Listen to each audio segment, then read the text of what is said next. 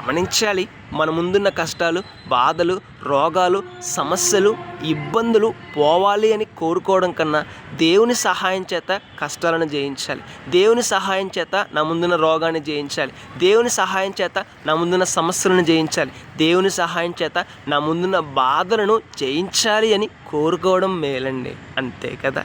ఎవరైతే నాకున్న కష్టాలన్నీ ఒక్కసారిగా పోవాలి అని కోరుకుంటారో ఆ కష్టాల వెనుక దేవుని ఉద్దేశాన్ని గుర్తించలేరు. ఆ కష్టాల వెనుక దేవుని యొక్క ఆలోచన గుర్తించలేరు. ఆ కష్టాల వెనుక నేర్చుకోవాల్సిన పాఠాలను గుర్తించలేరు. ఒక అనుభవం ఉంటుందండి. కష్టాలను దేవుని సహాయం చేత మనం జయించినట్లయితే ఆ కష్టం వెనుక దేవుని ఉద్దేశాన్ని గుర్తించగలం. దేవుని ఆలోచన గుర్తించగలం. ఒక అనుభవాన్ని, ఒక పాఠాన్ని మనం నేర్చుకోగలం.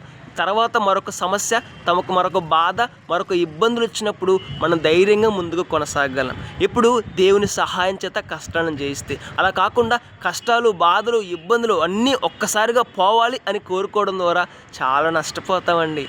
ఈ విషయాన్ని వివరించడానికి ఒక ఉదాహరణ చెప్తాను. ఒక పాప సైకిల్ తొక్కుతూ ఉంది, కింద పడిపోయింది. అది వాళ్ళ నాన్నగారు చూశారు. ఆ పాప అడుగుతుంది, నన్ను వెంటనే పైకి లేపండి, వెంటనే పైకి లేపండి అని. అయితే వాళ్ళ నాన్నగారు అందుకు అంగీకరించలేదు.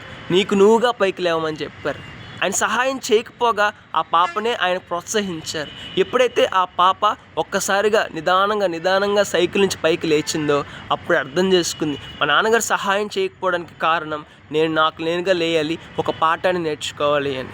అదేవిధంగా కష్టాలు పోవాలి అని కోరుకోవడం కన్నా దేవుని సహాయం చేత నేను కష్టాలను జయించాలి అని కోరుకోవడం ఎంతో మేలండి. అప్పుడు ఒక అనుభవం వస్తుంది, ఒక పాఠం నేర్చుకుంటాం. రేపటి దినాన ఎదురయ్యే కష్టాలు, బాధలు, రోగాలు, ఇబ్బందులను ధైర్యంగా జయించగలుగుతాం. మరి మన జీవితం ఎలా ఉన్నది? ఒకసారి ఆలోచించేద్దాం, మన జీవితాన్ని మార్చుకుందాం. దేవునిపై ఆధారపడదాం, సంతోషంగా జీవిద్దాం, కష్టాలను జయిద్దాం. May God bless you.